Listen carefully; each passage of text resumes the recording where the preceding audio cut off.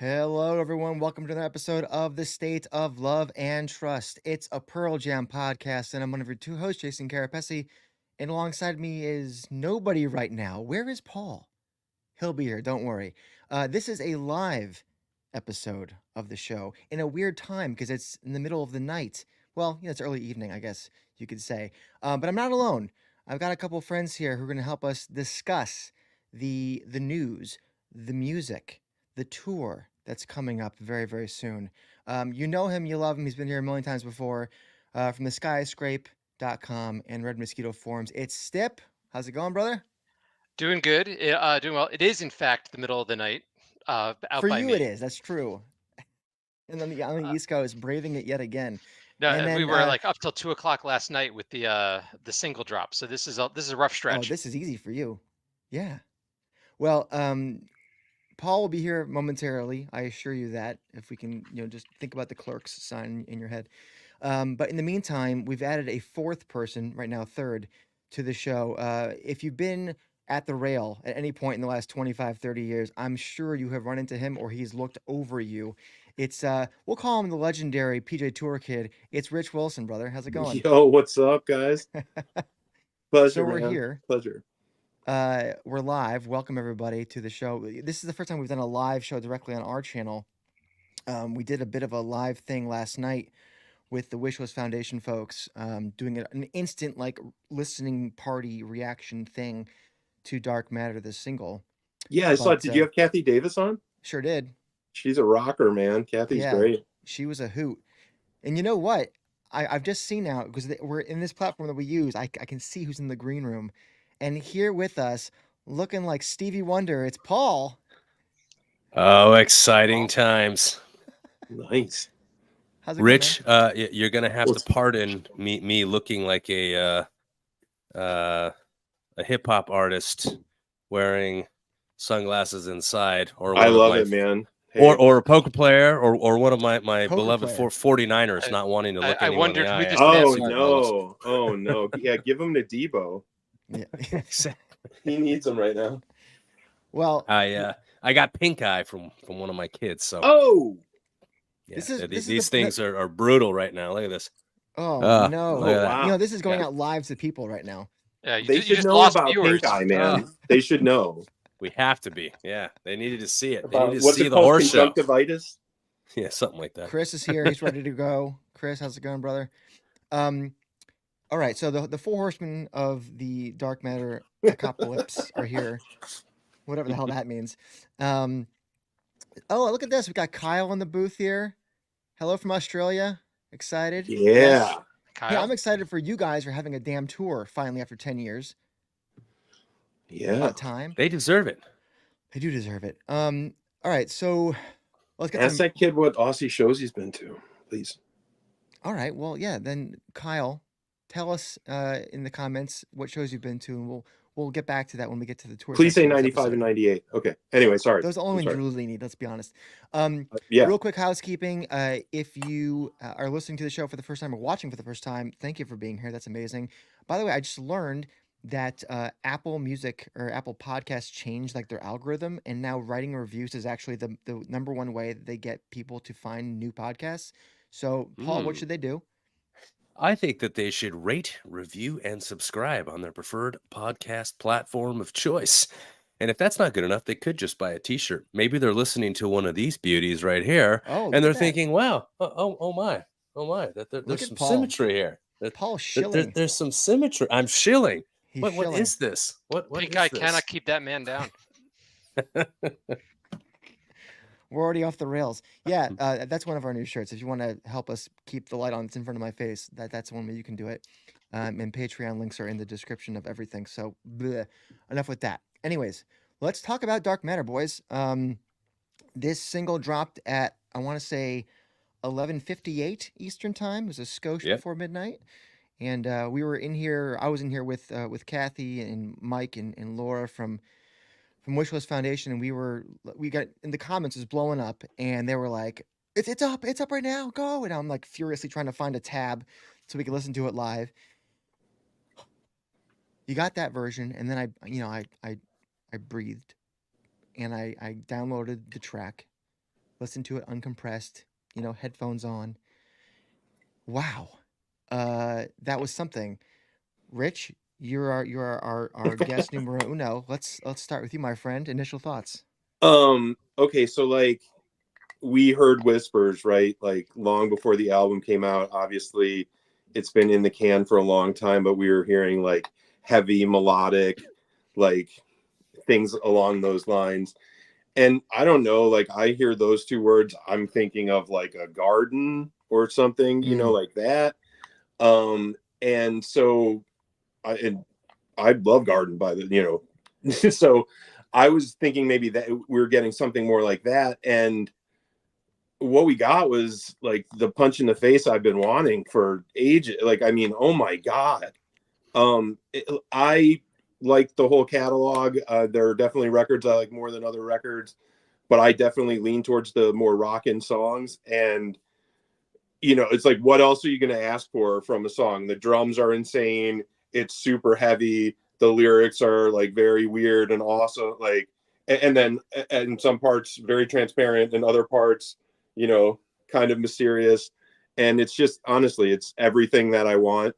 And God, I couldn't stop listening to it. I mean, and I'm so glad that everybody has now gotten to hear something from this record. Right. Because you were one of the lucky ones that got to go to the listening party at the Troubadour, and we'll get to more of that later on in the show. But you've had this in your back pocket, so you've had some time to ruminate on it. Whereas What? we're just kind of getting over the last Right, 24 but hours. the other thing too is like you get to hear it once, and then nothing. That's true. You And couldn't go back to so it. you're trying to hold like the closest parallel I could draw really is like in '95, the first time I heard "I Got Shit," and I didn't have it on a bootleg, and I was just like, dude, what was that? Like what?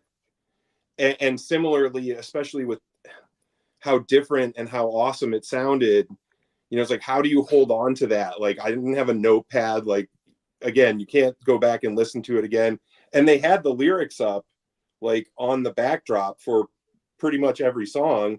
But even with that, like Ed's handing out shots of not vodka of Tequila? tequila like 10 feet away from you and pogoing to his own record. And it's like, excuse me if I forgot to keep staring at the lyrics like it was a karaoke bar, like so it was a very I mean, it's an insane experience. Like I can't even believe I was there. I've had like the most charmed life following this band already, like independent of that.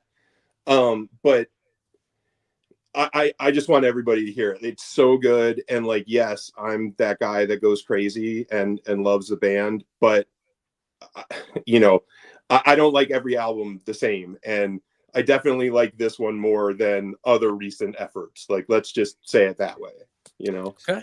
All right, Stip. So you didn't have the luxury of hearing it a month ago, or 2 weeks, 3 weeks ago. You were like the rest of us, where you heard it in the last 24 hours. You were staying up late, like old school. You're at Sam Goody kind of Yep, thing. midnight listening party. Exactly. Party of one. So no, well, I was on I was by myself, but I was on the Red Mosquito forums, and there was like 80 people, that were there. Like people come back for the albums, and before it was coming out, we were mostly complaining about the fact that we're all middle-aged men who are too old for this shit. Um, Brandon B, the guy who is the manager of the Sky Scrape site, told his daughters, like 12, 13 years old, it's like, like, oh, I'm staying up late to hear the song when it first drops, worried about work the next day. And she looks at him and she goes, why would anybody do that? And, like wondering, like Yeah. Pearl Jam's demographic is people who want to hear, like, will stay up, will travel for to hear that song for the first time and need to get their asses to bed because now we're old and have work the next day. Like, the college kids are gone. And so we were all just playfully grumpy about that. Some people were probably really grumpy about that. And then as soon as the song dropped and everybody started listening, it was just like, holy shit. And as much as I love the recent albums, Gigaton was pretty well received. Like there was some skepticism, what can they still bring? What can they still, show us? and almost everybody's immediate reaction was just jaw hitting the floor. The energy, the intensity, the focus, the way it felt like simultaneously, like it was drawing from so many different eras of the band and smushing it all together in a way that still felt new and authentically Pearl Jam. At the same time, like it's like somebody took a bunch of old Lego kits and just made something new with all your familiar pieces. Incredible night. I mean, I was up till 2 in the morning listening to the song probably 30 times in a row, just chatting about it with people. Well, and as you have for 20 some odd years, you wrote a very articulate, eloquent, and spot the fuck on review of this song on the skyscrape.com. And I texted you as much earlier today. If you haven't read that, guys, the skyscrape.com, the skyscrape.com, check that out. I want to dive into the music and the lyrics separately in just a minute here, but I want to get Paul's initial reaction of the song as well. I thought it ripped. It really did. It had shades of Soundgarden. I thought Mike's solo was blistering. Eddie's vocal delivery. It was there was a ferocious urgency to it. And when you really start talking about the lyrics, which I'm sure we'll get into momentarily, when you think about those things, that there is a kind of like a latent frustration and anger, and the cosmic metaphor was very reminiscent of what we saw with binaural in terms of trying to capture a lot of these themes and motifs in this metaphysical sense, or in this cosmic sense, I should say, is probably a better word. And I really appreciated that, because it felt to me like Binaural and Gigaton were albums that seemed to lay a bedrock for what this album is going to be, sonically speaking. So I'm really interested to see what the visuals really. There's a lot of parallels there too. All right, so let's dive into the music then. Let's do it. Let me kick things off here. Heavy. Everyone's been saying heavy. Mike's been saying heavy since the fall. Heavy, heavy. They heavy. meant it. Yes, they meant Yeah, it. they did. At least with this track, and I'm assuming that this is an indicator. Jeff's bass has got a lot of grit to it. I know it's kind of in the mix. Maybe it's kind of hard to tell because everything's kind of doing a very linear thing, which is the point of this song. But if you can hear it and you can tell the little grit on there, I think it's really, really cool. You guys mentioned Matt's drums. They sound huge. It reminds me of his drum sound on King Animal, if you guys remember that record. Yeah. The guitars. This is an Andrew Watt thing that I noticed on Patient 9 with Ozzy. I noticed on the previous Ozzy record that he did. There's almost like even on Earthling to a degree, there's almost like a synthetic quality about them. Like they sound like they're almost not real, but they clearly are. And it's an interesting compression or gain structure that he uses, the way he mics things, if it's a direct input versus miking, and he's blending I don't know what he's doing, but I want to nerd out with Andrew at some point if I can, because I'm so intrigued by how he does that and makes those sounds. It's obviously very tight. Man, the bridge at about 1:15, you get that tremolo, that digital tremolo thing going on. Yeah, it almost sounds like you are, and a little bit like Dance of the Clairvoyants. Exactly. Yeah. That's the first thing I thought of. I was like, oh, this is like a UR kind of thing, almost like with the drum machine thing that Stone was playing. Except both of those songs, the UR and Dance, and you do hear those elements. Those are very precise, tightly controlled songs. And this just all felt, even as heavy as it got, it always felt loose. Like it always felt like people playing. It felt like something that was coming out of people rather than something that was constructed. And like I adored UR is fine. Like I adore Dance. I think it's a masterpiece. But that is a song that was composed in a way that Dark Matter is not. Well, and I think one of the other big differences that you have here, the band members that were in attendance were very complimentary of Watt and his understanding of their whole catalog, but also like how he was able to get them moving the same direction. And it's just one of those things where he's clearly a huge fan. Like when you saw him when he was playing with Earthlings with Ed, and the versions of Porch they're playing are like, you know, the versions that you have saved on a playlist. Like you're, oh, this is one of the good Porch jams, and that's what they're trying to emulate. So I think, you know, I from the jump I was excited that he was involved, just because he likes them as much as we like them. Yeah. You know what I mean? And he's also, you know, used all his talents to actually put himself in a room with them to help bring this forth. And it was just amazing. I mean, like, it almost feels like an avalanche. Like, I mean, like, again, we've heard heavy and heavy and heavy, and it was just, I mean, it's so much more than I hoped for. It's I mean, forceful. honestly. It's like I didn't And expect that forcefulness. Well, you know what? yeah, Can we talk about Ed for a second?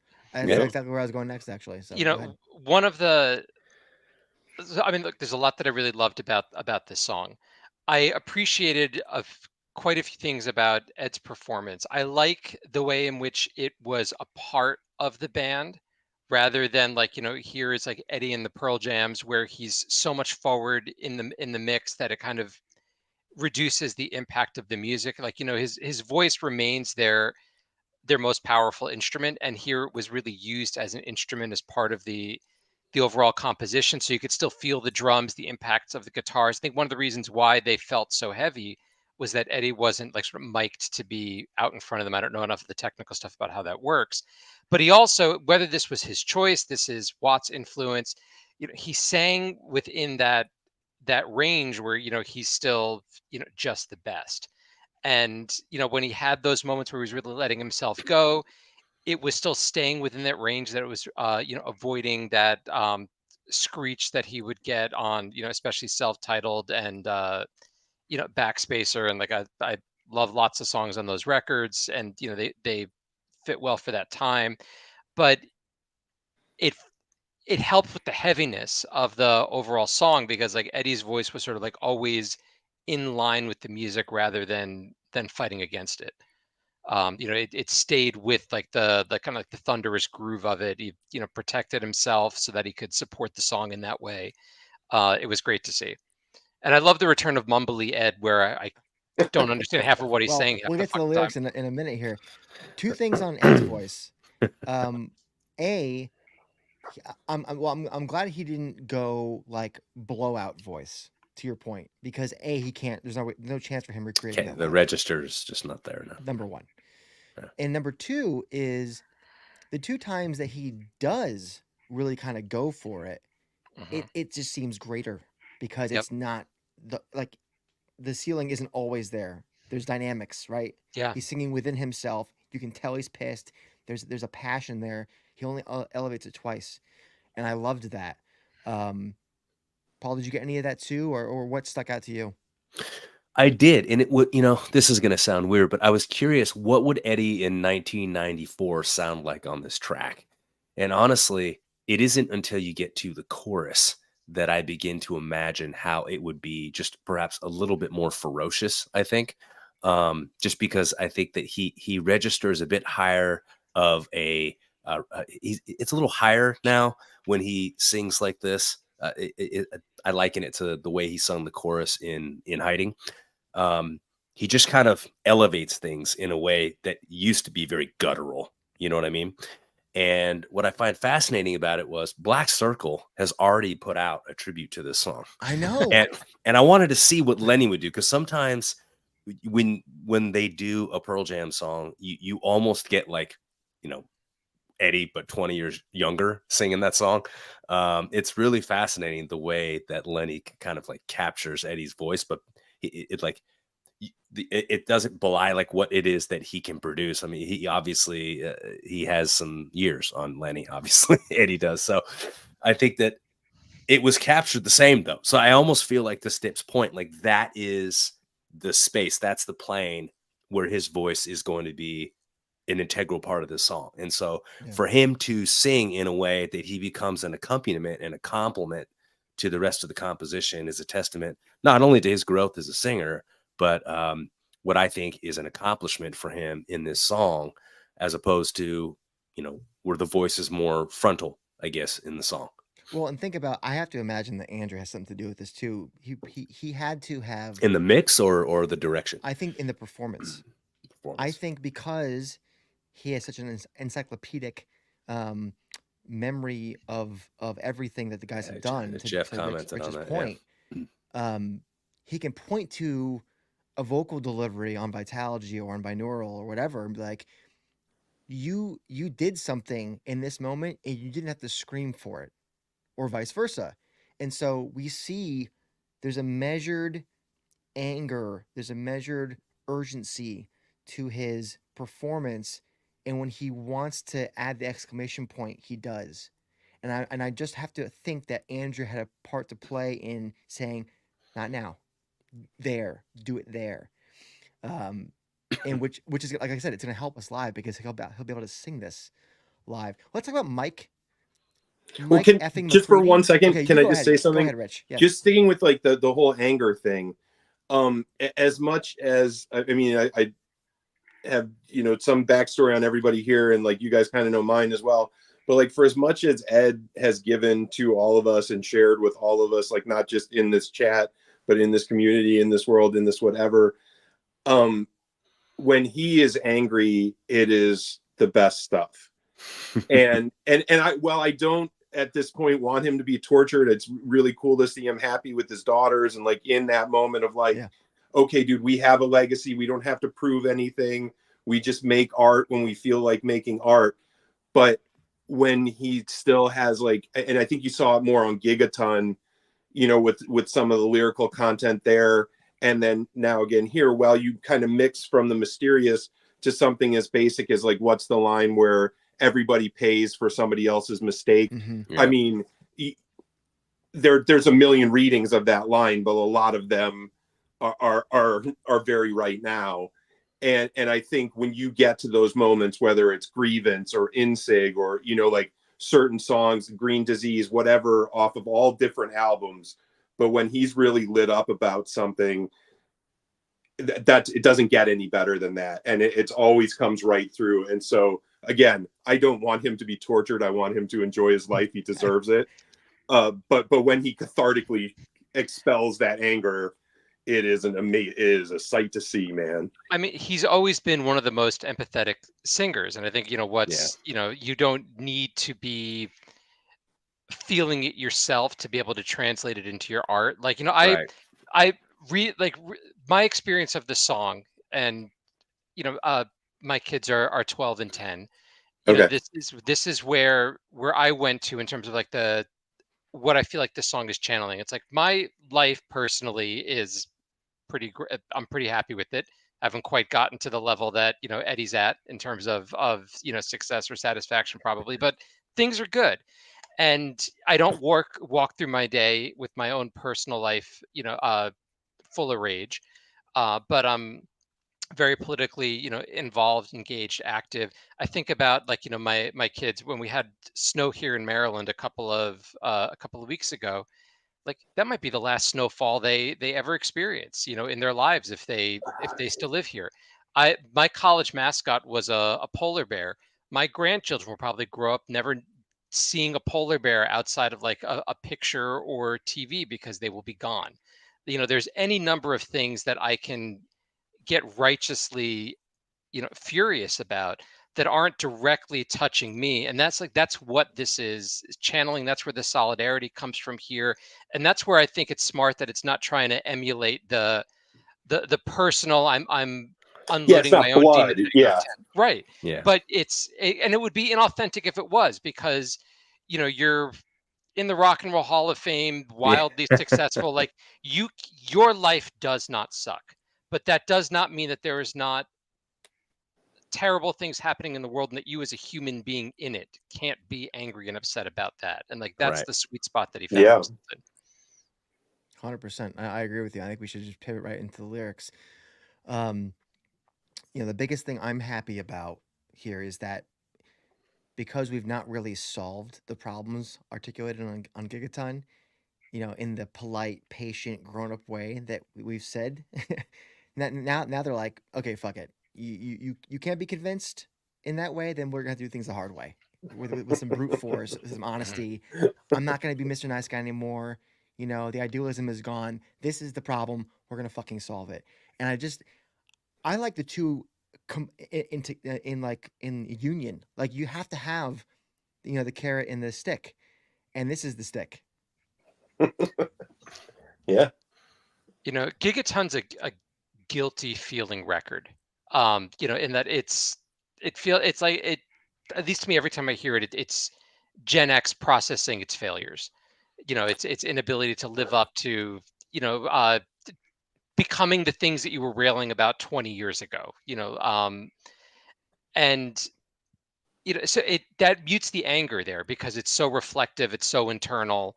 It's therapy. And this is, the recognition that, like, let's not draw any, like, false equivalencies here. Like, there are people who make the world awful.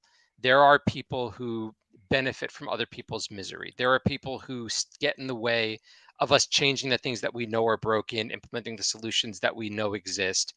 And like, it'll be very interesting to see how this sits with the rest of the songs. Just because Gigaton, every time it walked up to that edge, walked itself back. Like, like my favorite lyric on that album is right in the first song. All the answers will be found in the mistakes that we've made. Yeah. Like, that's, if you lead with that thought, you're never going to you reach that level of righteous indignation. You can't. It's too reflective. Well, and also, if you can afford to take a boat to Zanzibar, how mad How can you much does be? that cost? I It's go ahead, ask Rich. Freddie Mercury. I mean, he's from there, right? Yeah. It's funny, Stip. You use the word reflective a lot when you meditated on these lyrics, and when you think about something like dark matter. Dark matter is hypothetical. It's not identifiable. This is in a lot of ways.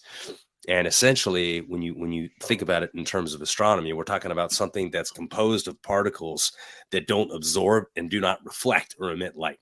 And so when you think about these lyrics, I look at lines like "Take the breath from my chest," "Steal the lights from our eyes." We're losing time. This idea that we are devolving into dark matter, essentially, or that's the path that we're on. These mistakes that we're taking the blame for, or that others are taking the blame for. Um, it's just interesting because perhaps the lack of accountability is essentially our dark matter. You know what I mean? Because it's nobody wants to take accountability or responsibility for it. So therefore, it just exists in this place that is unidentifiable. It's conjecture, essentially. I think there was clearly some other notions about, like, right, like dark matter is like the framework of the universe that nobody can really put their finger on, or whatever it is. And Ed said this really cool thing. He said, um music is man-made, but it's not artificial. Yeah. And that, I think that feeling of, like, like, even if we are the locusts, like, we were put here to be the locust, like, and music, while you are conjuring it, like, it did exist before. Like, it's the tension of this string when I pull it makes this sound wave regardless, like that. And so I think some of those, like, underlying mysteries are sort of interwoven with, again, the problems that we've been dealing with, that we continue to deal with, the polar bears, all of it. I mean, the cover of Gigaton has shrunk down more. Like, if they update the cover of Gigaton, like, those ice caps are smaller The now. the and 20th and anniversary deluxe box set is gonna have Be like a, a a fucking ice puddle. cube. Oh Yeah, God. we'll all be Oh. wearing sunglasses then. Don't worry about it. Hopefully not, because you have pink eye. That's as it is There affectionately are known fun on ways to every get pink playground in eye. America. But anyway, It's I just like that there is the same urgency, the same the same I mean, Stip, you said it really well in your review that you can still be angry about something when you're older. Like anger isn't only for the young. Can you explain what you said in your written review? Um, I should try to look it up. I like how I said it there. Um, the you know, I I moderate a message board, so I'm listening to people talk about Pearl Jam all the time, talk about music all the time, and I think we all get sort of trapped into the fetishization of what music meant to us when we were younger. Um, how I felt at age 16, 17, discovering them, like in my early 20s. There's a purity to those times, especially like when you think back on them, they always they felt more complicated then. Um, and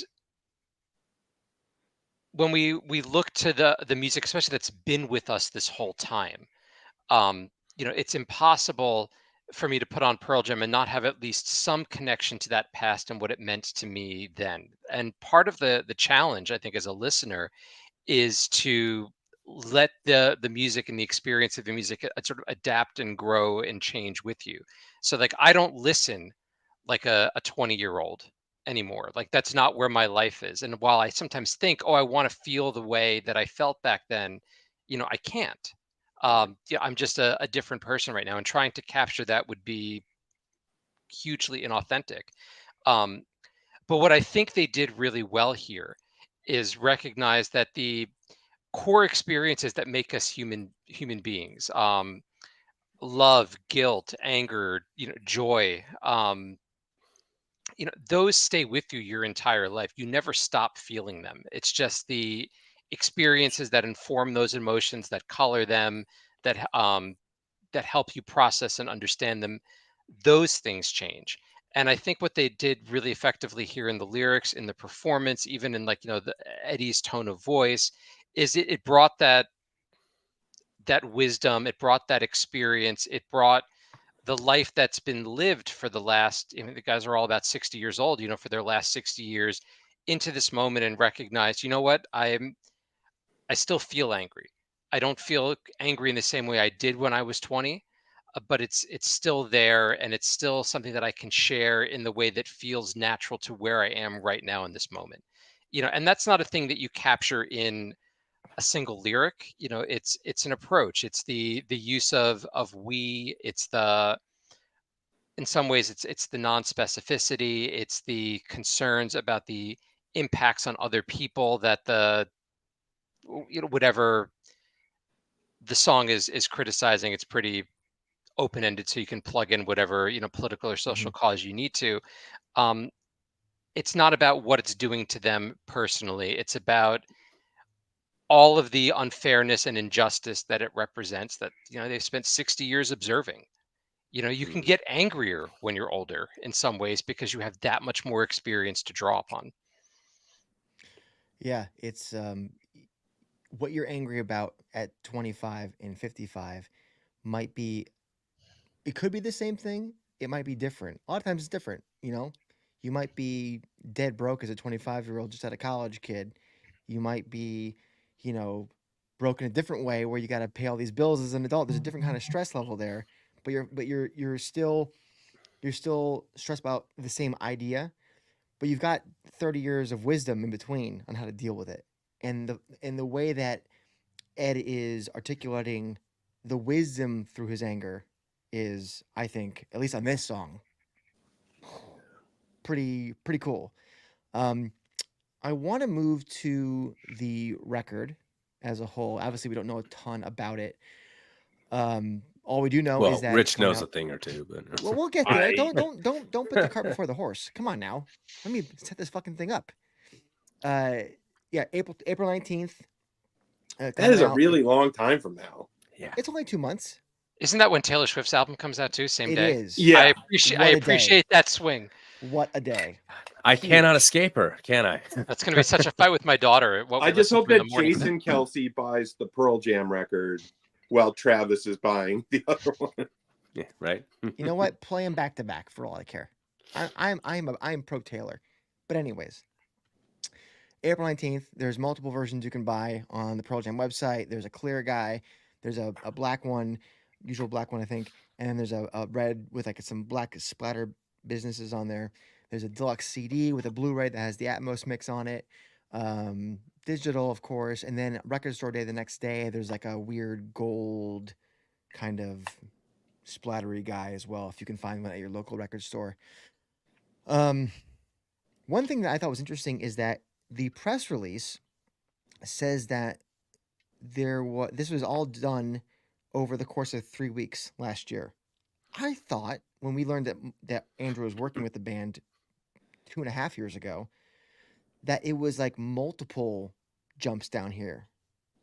Does that am I wrong, or what's the story there, Rich? Do you know anything about that? Well, I know that they said, I was under a similar impression. It sounded to me also like, they had made a bunch of sort of like little stops in, Yeah. But what it sounds like, again, from them, is they were going to use Watt's setup, which apparently they all really, really dug, but he had some issues because of the flooding and Mm. stuff that's going on. And so they actually used one of Rick Rubin's spots. And so maybe the combination of the fact that like they had sort of been working on it, and they were sort of moving along on however many songs it was at that point, then they get into like this really plush setup. I mean, like, who else sets artists up better than Rick Rubin? Like, I Yeah. mean, there are literally documentaries about this. And I think that was like, the chef's kiss, where it's like, okay, like, and antithetical to Dance of the Clairvoyants, where they were almost like leaving each other like computer notes, like, oh, I laid down this bass Yeah. line, oh, I Yeah. did this, and like they all touched it, you know but they all touched it separately, and they were never in the room together. This is the complete Postal service. this is the Yeah. complete Exactly. inverse of that, where it's Yeah. like, oh, like, it's safe for us to be together again. We want to be in the same room. Not that they didn't want to be together, just like the whole Right. COVID paradigm. And then you've been working on these songs, so it's not even like they're zygotes. It's just like, okay, man, we just need to polish this thing up and pick the best solo. Like, so I think that was a big piece of it. They were very complimentary about Watt, and I think they did have kind of some tremendous luck there as well. I don't want to betray any confidences or anything, so just let me say this. There are several songs, about half the album, that are similarly heavy. Maybe not sonically the same, but similarly heavy. And that is about half of the record. And then, so that leaves like, 6 songs ish, which I believe then you have like some, about like 4 mid tempos and then 2 ballads. And the heavy stuff is, again, more than you might have presumed. Mm. And in the best possible way. And again, like, we've never met. I kind of know, a couple of you from, your sort of internet footprint and stuff, but I like to spaz out to like heavy songs at Pearl Jam shows, like a fucking Wookie, and just absolutely just lose, like whipping, like I love I whipping. want Yeah. them to bring it. I don't want, like, see if you can kill me and I'll die happy. Like, I mean, like, play, you know what I mean? Like, empty the clip here. And there were so many songs on this record that were fulfilling exactly like that most basic, like, animal part of like Just rock. that. And that is in the most fundamental way the thing that I was like so viscerally excited about. And I have to also say this, which I saw Three Fish in 1999 at the Troubadour. Oh. And so there was a very weird continuity to coming back there to have this Was whole that your other. second time back? I've been Or there first time back? for, there's this tiny little band called That Dog, which have played, I believe, fewer than 50 shows ever, and 2 of the Hayden triplets are in that band. They played some reunion shows there right before PJ20, and I actually flew to LA to see them. And like, Tenacious D opened the first night because Jack Black is married to the 3rd Hayden triplet. the one that's not in the band. Yeah. So I'd only been there for Three Fish and for That Dog, both of whom, if I mention to anybody in casual conversation, will nod politely and have no Right. idea what you're talking about. And then this, so that, you know, it couldn't have stuck out more. But just to stick with what we're talking about the blood and guts of the album, is like, I cannot wait for everybody who's interested to hear it, because you see the reaction that we just had to the single they dropped. Well, wait till you hear the first song on the album, and wait till you hear the last song on the album, and like, holy fucking shit. Period. For anybody who's confused, Rich got to go to the listening party at the Troubadour in Los Angeles a few weeks ago. So he's giving us as much as he's allowed to give us, which I'm super appreciative for. Well, and what you just mentioned there, the first track, which is "Scared of Fear." I have a note here for it somewhere. It's a driving major key rocker, according to Jonathan Cohen. And then you've got "React," "Respond," and "Running," which are arena ready. So did Cohen was able to talk about the song some more to today. Oh, okay. So yeah, the what first- he's saying. Can you say it one more time? Sure. So the first article he put out, like right after the listening party, was very vague and like Right, he wasn't whatever. allowed to mention song titles. Sure. Or But today he did an updated version of it where he kind of acknowledged that he was tight-lipped the first time around. okay. And a few notes that I found were "Scared of Fear," the first track on the album, is a driving major key rocker. Yeah. "React," "Respond," and "Running" are quote unquote arena ready. "Waiting for Stevie" sounds like singles era Pearl Jam. Thank you very much. I'll take that. "Something Special" is about parenting, which I think we kind of knew from what Ed said. I think you said that too. Co-written by Josh Klinghoffer. Didn't know that. That's kind of cool. And then you've got "Wreckage" and "Got to Give," which are acoustic, more like the late era Petty kind of vibe and flavor. Is that jogging the memory there? Oh yeah, but I mean, again, I hadn't heard a shred of anything of it, and like, I'm fine with like a cool slow opener, or going heavy with it, but like, that opener is great, and I think React Respond is right after Scared of Fear, and Running is like crazy hard. Not in the same way.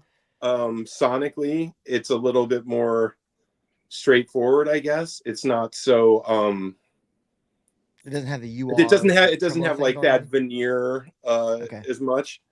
But where it was just like, I was standing next to people who were like more in the know, where they had heard the record, and they were kind of almost like giving me the half eye, because they know what does it for me, and they were kind of like waiting, to watch me freak out. And I mean, I cannot wait.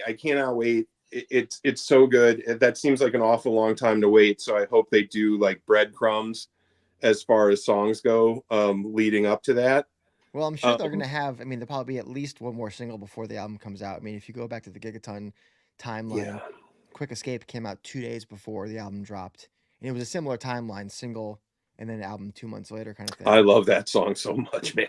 I mean, which one? I wouldn't complain if some of these breadcrumbs are things that aren't on the album, only because it's like when you have a preview and they show you so much, like, well, I just saw the whole damn film. I mean, it's So, well, the other thing I couldn't help but wonder too, because it was Yield Day very shortly after that, and so I listened to Studio Yield. I rarely listen to the studio albums once there's live versions. It's just that's my different animal. Yeah, that's just how I get down.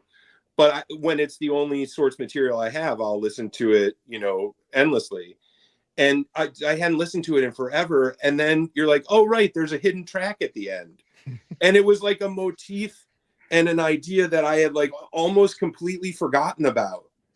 Like, oh, it's almost like, never leave a Marvel movie before the credits are over, right? Yeah. And like the same was true of a CD in the 90s. Like, don't push stop when it's on the last track. Just let it, like whether it's Tool or, any number of Pearl Jam things. And so, I couldn't help but think like, oh, imagine if they did that now. But like, nobody's listening to a CD. Nobody's listening to That's And it precisely why they should do it now. for the one guy named Paul Gillieri who goes to the store. Who will By- still by- be by the way, Paul, unwrapping the cellophane. where- I ordered my CD today. You ordered a Yes. CD? You ordered a CD? I did. Oh my god, I ordered the vinyl. I don't know how I'm going to listen But- to it. I mean, probably my computer, but in principle, it's not going to be the one Pearl Jam album I don't have a CD for. Step, you bought it on the website? Yeah. Okay. Paul is a little concerned that if he buys it on the website, that it won't arrive on the day. Like there could be some sort of delay. It could be a day late, whatever. So I said, But couldn't you just still go listen the to day it of. on like Apple Music or whatever, or No, Spotify, man. or That's not how he rolls. Could is irrelevant. I'm Oh, going okay. to whatever the hell sells a CD in this town. Yeah, that's what I was going to ask you. I'm Who going to sells buy CDs in it your with town? cold hard cash. I'm going to Nice. come home. Come All on, that's with a gonna do jug is full of confuse the pennies. cashier. They're gonna be like, "Don't you want to use a card or like?" It's like, Don't no, you sir, wanna They'll be tap looking your at like, phone on this? what is this, Monopoly money? He's Like, I've yeah, never I'm writing seen a this check, before. sir. How much do I make it out to? Right. have All it Apple does is Pay? slow things down now when you try and pay with cash. Guy behind me is like, I've been waiting know- here for 90 seconds. It's never had to do this before in my life. If you're real serious about it, Paul, get a cassette, listen to it on your Walkman. Oh, nice. I don't know that they're selling it on cassette, at least right now. Oh God. Oh, Paul, see, Kyle is sending good vibes to you. It's okay. Yeah, it's we're about 90 seconds away from Stip telling me to stop yelling at the clouds. Old Order man the yells Dark at clouds. Matter Deluxe CD. So Erase Your Mind is going to get that Atmos mix, which I'm hoping that I'll just get access to by subscribing to Apple Music. That's my. I'm hoping that's the case. That's the one I ordered, Erase Your Mind. I actually wasn't sure what made it deluxe, but I was like, It's I the don't know. Atmos mix. Well, I learned that afterwards. It's like, oh, this is the deluxe version. There's 2 discs. I have to get this one. Somebody will tell me what's on the thing I just bought later. You didn't read Yeah. it? Oh, it's a It Blu-ray. didn't say on the Yeah, it's a Blu-ray. the It's probably a bunch of website. visualizers. Yeah. It's probably what Kind of it like is. Gigaton. Yeah. Perfect for a CD player. Exactly. Can your computer handle it is the question. All right. Let's do this then. We're already at 47 minutes here, but I gotta touch on the tour. I mean, Jesus Okay. Christ, we finally have Let's dates. go. Rich is very excited about this, and anybody who doesn't know Rich, his handle is PJ Tour Kid because you're basically on par to hit 250 in Los This Angeles, tour. which I'm This very tour. excited about. We can. I do not know how you high-five. do it, sir. We can share some beverages together. I have no wife, no kids, no career. No. That's how. But you got It's Pearl not really a Jam. big trick. It's just a trick that not many people like. You know. Unfettered dedication. Well, it just listen. As far as that goes, I've seen a lot of people age out for different reasons. Some of them fall out of love with the band. Others get too busy with the rest of their life they're building, and that, like, I totally get that. There's a context to everybody's life, and for as many shows as I have seen, like, the year my father died, I think I only saw 4 shows, and so, like, regardless, people, like, a lot of times I won't say the number, just because it, like, it's such like a thing, but it's contextual to everybody's life, and that's all that needs to be said. So let's talk about this tour. Yes. And Those I'll say, rumored Rich, dates- too. I've Go ahead. I'm at about 25, so like a order of magnitude below you. But if I could have done 250, I would have. Like, there's never been all a of us time. are I in the think same boat everybody there. would. I've never left a Pearl Jam show ever, and thought that's enough.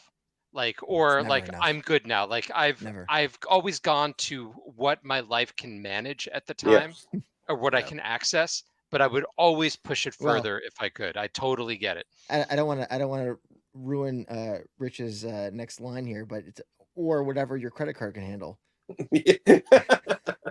Yeah.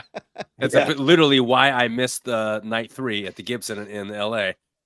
I had a scary morning this morning when I was like shotgunning, I think 6 shows I want to try to go to, fully not expecting to get most of them, but you have to like prepay. Yeah. It's like, shit, if this all comes up, I have to have a conversation with my well, wife about what I just did.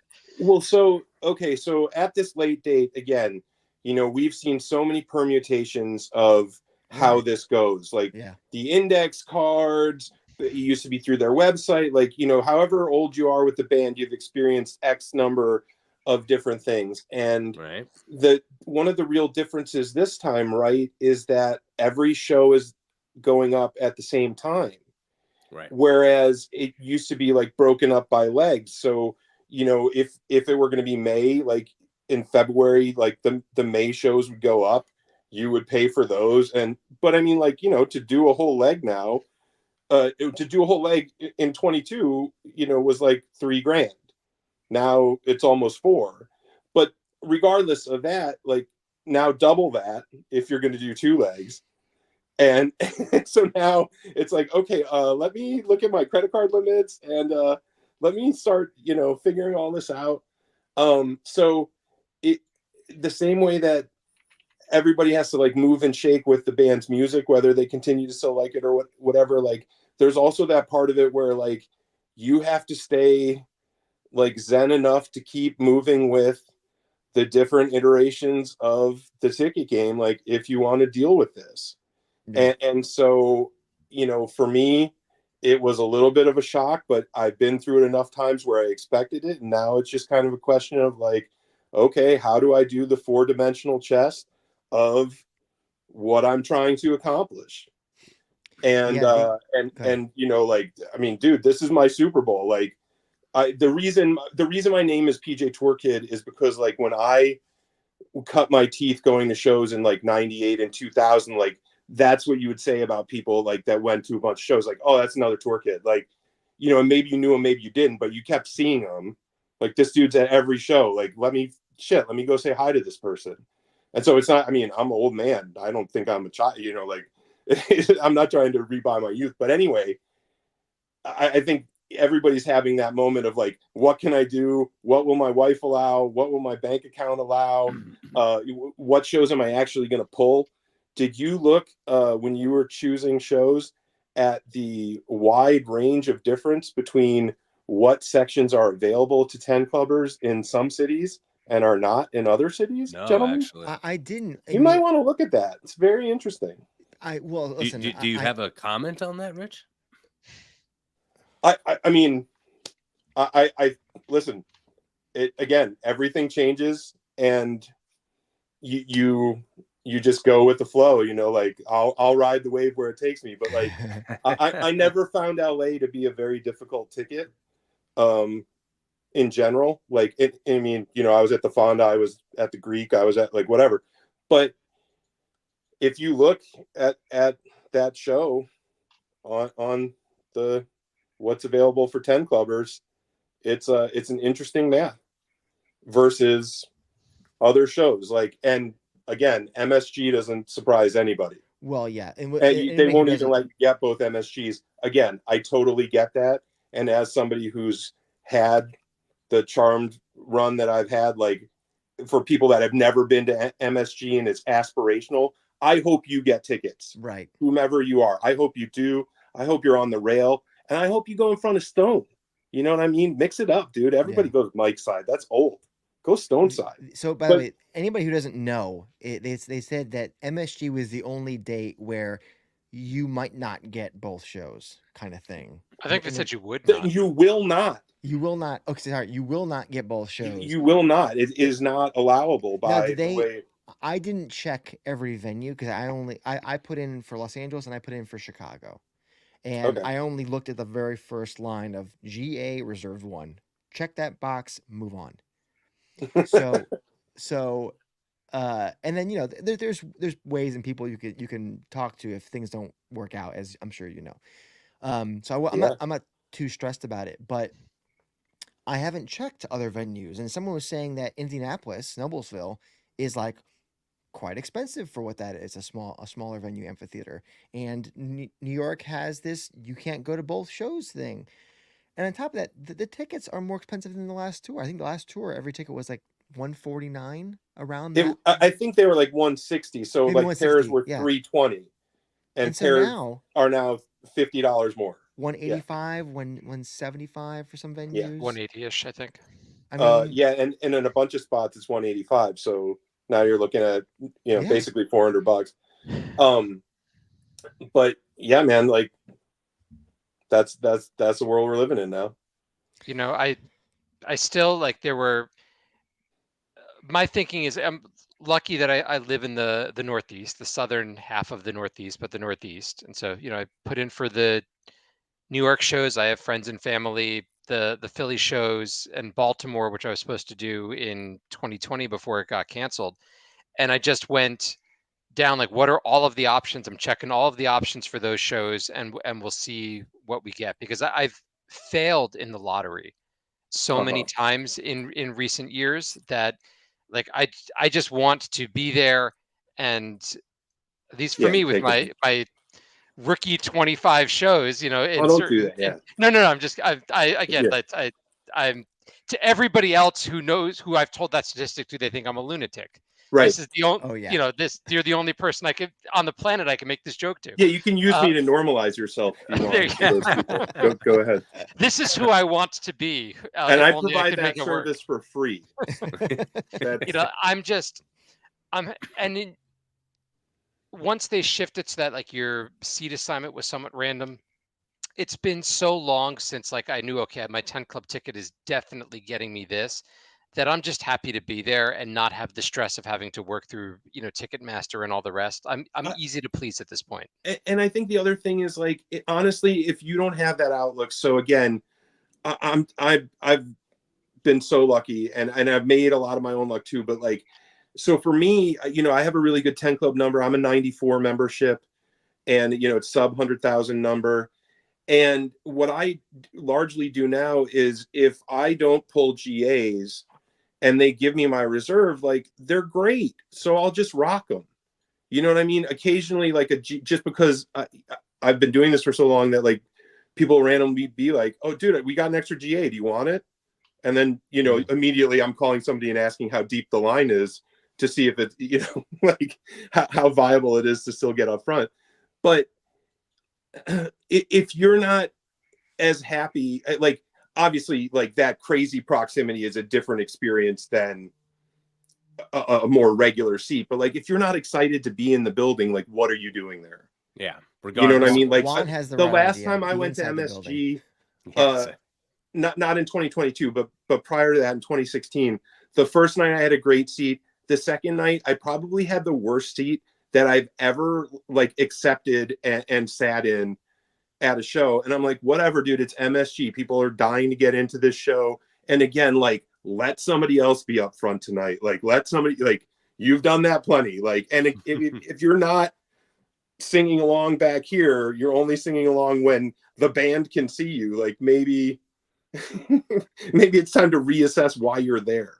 And so Ed will see you when he shines the spotlight off his Telecaster. right on that Telecaster he never plays but has the mirrored picture. Except for Heffel. Yeah. Yeah. So it'll Well, be interesting we'll to find out see in a how few that. days. You know. Hey, Yeah. quick question. So maybe I'm dumb here. When it came to each venue, did everybody just select every option and you're I did. only allowed two? I mean, my thought is that I'll be in a larger pool, and I'm guessing they would do the floor, then they would just work their way up. Is that Rich? Do you know how that works? Well, so again, like the fine print changes every year, but for me, the one thing I didn't check was like the upper deck tickets, because I'm going to know somebody that has a better ticket than that. Like they're, you know what I mean? Like, yeah. I hope somebody gets that and enjoys that ticket, but like, I'm not going to purposely put myself in the upper deck at an arena. I'm just not. You'll have somebody who probably. But I'm just saying, like, yeah. and if you spend 10 minutes, you know, scouring the internet, chances are you could, even if you weren't me and didn't have, right, you know, people that you've been bumping into for the better part of 30 years following this band around. But I think the short version is the more of those that you check, the better chance you have of getting in the door. But basically, if you check every level at a venue for the date, you are still only getting one of those options. Correct. Max. Yes. So basically, I have to go back and redo my thing. Yeah. Well, you got time. I got time. Yeah, I'm billed for 2 tickets for each venue, regardless of what I've checked off. Now I just have to get them. Okay, good. So I'm just gonna go back and check the other levels. So the idea is you choose your venue and you want to select every possible seat assignment that's available. So that way, if you don't get your, Kentucky Derby #1 slot, you're going to get one of them. Juan was right. Just be inside the building. Yeah, When okay. Jason and I, Jason got me that ticket and I flew down to Austin for the show at the end of the last tour. Like our seats were not good. They were, in the back of the Back of the lower back bowl. of the At lower least it bowl. sounds good there. Yeah. You could see no, but you were there. Everybody around you was, in the moment. The band sounded great. The sound in the arena was cool. I don't Um, remember seeing them much happier ever in my life than that second Austin show. They were in such a good mood that night. Good answer, Jason. Unbelievable. I will. I'm not gonna toot a horn because I don't have a horn here, but I was able to go to the Loose Groove party a few months ago. Oh, nice. When they showed off Tiger Cub and Brittany Davis and James and the Cold Gun, which was all three of them fucking kicked ass. But I got to talk to Stone a little bit afterwards and just kind of say, hey, that this was great, blah blah blah. And I said, oh yeah, I went to Austin, 2 months ago or last month, whatever it was. And without even saying anything, he goes, "Oh man, that night too was amazing." Dude. And I'm like, I didn't even bring it up. He just told me how great Austin Night 2 was. I just, so like one of the intoxicating things about proximity is like the nuances that you pick up on, whether it's like them audibling to another song or the look on their face or whatever it is. And again, after so long, like you focus on different things. Like at one point in my life, I would never look away from Ed if he was talking. Now, a lot of times when he's talking, the first thing I do is look at Stone to see if he's got his arms crossed or if he's looking at his feet, just because I think it's funny. But my biggest takeaway that night, on top of what a wonderful show it was just like, we're at this late, crazy date in their career. All the other grunge bands are gone. All the other grunge bands have had like, tumultuous, problematic endings for the most part. And here they are, like they want to be up here. They're thrilled to pieces. Like they're playing Love Bone covers. Like it's all happening. And I mean, I don't know that was the best show I've ever seen by, whatever metric you want to use. I do know that vibe, recency bias notwithstanding, was among the more exceptional live shows that I've seen from them, just in so much as like, not only are we having fun, like look at them.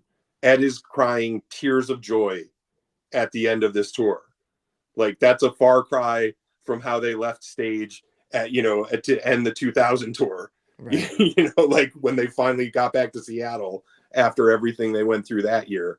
And I mean, obviously that was a huge epic show, but those things stick with you forever. And it's so cool to hear, bringing it back to how we got here, like that Stone felt that way and had that feeling. And because it really was something else, man. Okay. Hopefully it's because they knew the album they were sitting on. That Bro, too. Well, that's Jeff was saying he was going through points of like forgetting that it was done, and then he'd listen to it again, and then he'd want to share it, but he knows like where they are, like it's not time to do that yet. And so their excitement was tangible, and I can't wait. I can't wait to see how all those songs manifest live. And regardless of how far we get on the credit card limit, it's totally gonna be worth it, man.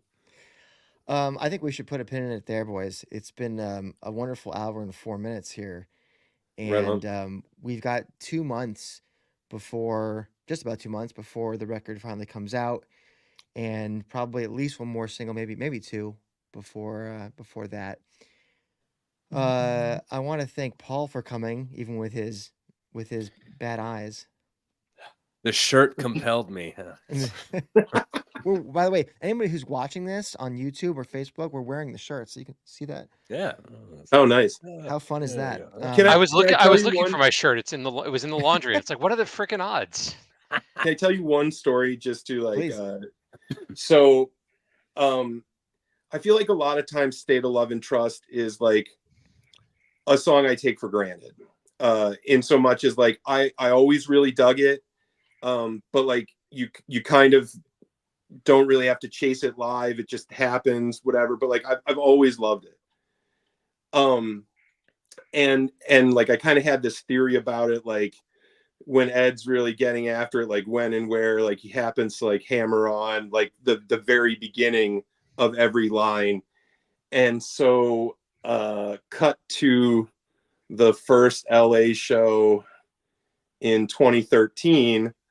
I was with now my ex, but like another tour kid, and we were, you know, pretty much dead center on the rail, and State came on, and I was having one of those like, well, let's not forget to go extra crazy to this too, because this fucking song rules. Like, you know, Linda Powell is saying we will always go out dancing right now. Like, let me show my due respect and like really throw down for this one. Ends up, Ed throws me the mic, and I ended up That was singing you. the myself, Oh and then man. and for a song that I don't want to say overlooked because I always really liked it, but for a song that I did kind of take a little bit for granted because like I was chasing breath forever, and that was a big motivator for me literally going on tour, was I missed it in 98. Like I just missed it in 98. And so I never looked at State with that same, you know, thing. And then it's like Ed's like, okay, well now here, like, let me throw you the mic so you'll never think about this song again without loving the shit out of it. So every time I look at your podcast name, like I you know, like it's hard to not like have that moment again. Yes, I'm glad you that, associate positive feelings with us, Rich. That means a lot. That's That is and a good it thing. doesn't always happen. Well, you know what? We'll take it. We'll take it. Right. I We'll be appreciate you. better. Dude, this was We'll a be ball. better. Skip, it was super cool meeting you, dude. Like, Same pleasure. here. Really Same here. appreciate your input, man. Like it was cool getting to hear your thoughts, like, and all of your thoughts. But we've kind of talked a little bit before, you know, offline. And so yeah, just awesome stuff. Thanks so much. And let me know what shows you'll be at. I'll come say hi. Fantastic. Well, everybody who's watching online, thank you for being here. And anybody who's listening to the audio only version, whenever this comes out in the next couple of days, thank you for listening. And as I said before, there's obviously plenty you can do to help the show and keep all of these lights on so we can keep making these episodes and have people like Rich on and Rob Bleetstein and Brett Eliason and Danny Clinch and Mark Arm and Charles Peterson and Lance Mercer and yada, yada, yada, yada, yada. This is what we want to do. We want to keep these conversations and these stories going. And if you want to help by writing a review or anything else, that's super appreciated. So that's it for this week. And next week, we're going to learn, at least I'm going to learn, how to play this song on guitar. Did you see like all the guitar guys? Like Let's Play All, Chorba, the other guy's name is escaping me right now. Like, but all Ryan those Lent. guys. Yeah, Ryan Lent. Ryan's Like going to teach me how to play this song. So whatever his version is, I'm going to learn the it. Black Circle tribute. Yeah, you said already did a cover the of it. cameras are heavy on the guitar playing. I mean, they barely show the guys' faces other than Lenny and Nick. I mean, it's really focused on where their hands are on the fretboard. So, that's where I'm going after this. After we're off here, I'm going to go watch that because I only got through. We got to have those guys back on again. By the way, yeah, we do. Been a while. Sergio gave me some tidbits, some juicy tidbits, but we'll talk about that offline. Anyways, everybody, thank you for watching. Rich, thank you for being here. You're welcome, thank man. My you pleasure. as always. Always a pleasure. Paul's always here, so but thank you to Paul too. Thanks for nothing, Paul. I'm just the lint in the corner. We'll be with you with next sunglasses. Week. With sunglasses. We'll be here next week, and until we do, you've been listening to The State of Love and Trust.